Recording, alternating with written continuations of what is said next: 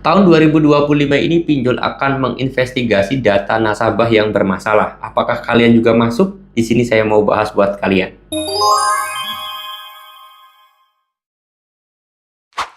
Assalamualaikum warahmatullahi wabarakatuh teman-teman semuanya. Pada kesempatan video kali ini saya ingin membahas sebuah cuplikan atau berita yang mungkin teman-teman pernah dengar, yaitu di tahun 2025 ini pinjol akan melakukan investigasi data yang bermasalah bagi nasabah-nasabahnya. Oke, di sini sebenarnya itu postingan di Facebook ya, atau postingan di media sosial yang saya sendiri sudah lihat juga beberapa maksud dan tujuan artikel tersebut. Nah, di sini saya mau bahas ya. Masalah data yang bermasalah, ribet banget ya.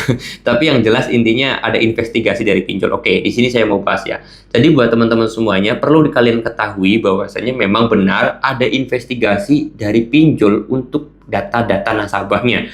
Dan ini sebenarnya nggak usah ditakutin, nggak usah dikhawatirkan, nggak usah dipikirkan, karena memang setiap tahun itu pasti ada data investigasi ataupun data lebih detail lagi untuk masalah keterangan nasabah yang melakukan pinjaman, yang melakukan kredit macet, yang melakukan kredit lancar. Itu semuanya ada teman-teman semuanya, dan perlu dicatat setiap perusahaan pun pasti melakukan hal itu.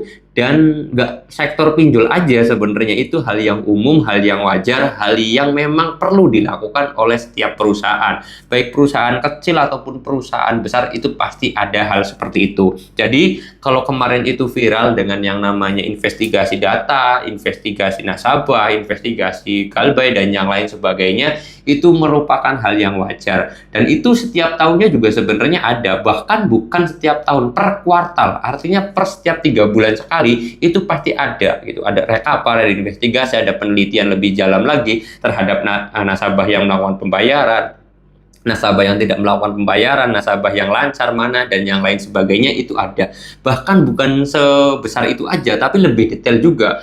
Berapa persen nasabah yang kemungkinan bayar, berapa persen nasabah yang tidak memungkinkan bayar, berapa persen nasabah yang 50-50 bayarnya, itu ada semuanya. Jadi kalau ada postingan ataupun konten ataupun berita tentang yang namanya investigasi data nasabah yang bermasalah, itu kalian gak usah ditakutin, karena setiap perusahaan, setiap usaha pasti ada ya teman-teman semuanya. Bahkan bukan setiap tahun sebenarnya, setiap bulan pun ada. Mungkin hanya aja sektornya kecil, per kuartal ataupun per semester juga ada. Per kuartal itu per 3 bulan, per semester itu artinya per 6 bulan, per tahun ya artinya per tahun, setiap tahun gitu kan. Seperti itu hal yang umum, hal yang wajar. Jadi kalian itu nggak usah takut kalau misalkan ada investigasi data nasabah yang bermasalah dan yang lain sebagainya, itu nggak usah ditakutin. Apalagi berita-beritanya itu bakal nanti didatangin DC, diancam sama polisi, ke jalur hukum, itu adalah berita hoax dan itu adalah berita bohong. Jadi saya harap buat teman-teman semuanya, tolong banget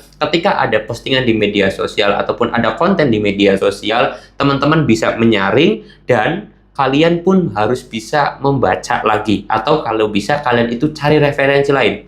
Misal, kalian itu dapat informasi di YouTube nih, kayak gini, kayak gini, kayak gini.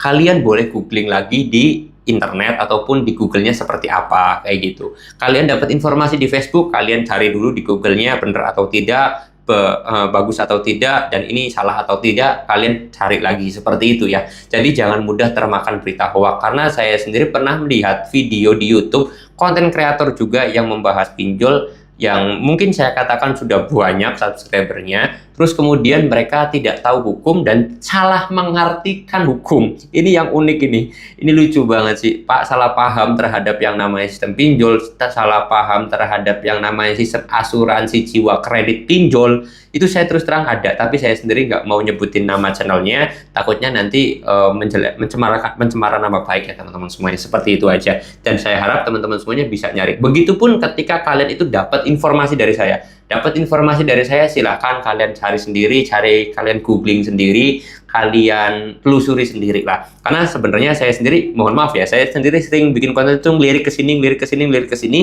karena memang saya sendiri kalau bikin konten tuh ada tablet di sini untuk saya baca atau untuk saya patokan referensi saya tuh dari mana, sumbernya dari mana, saya sendiri menemukan dalilnya dari mana, itu saya telusuri dulu. Jadi sebelum saya bikin konten, pastikan saya sendiri informasi yang saya sampaikan itu benar dan ada referensinya, seperti itu. Oke, mudah-mudahan teman-teman semuanya bisa sedikit smart, sedikit cerdas, jadi masyarakat Indonesia yang cerdas, jangan mudah termakan berita hoax atau berita-berita yang aneh-aneh ya. Saya mau tutup dulu video ini dengan kata Assalamualaikum warahmatullahi wabarakatuh.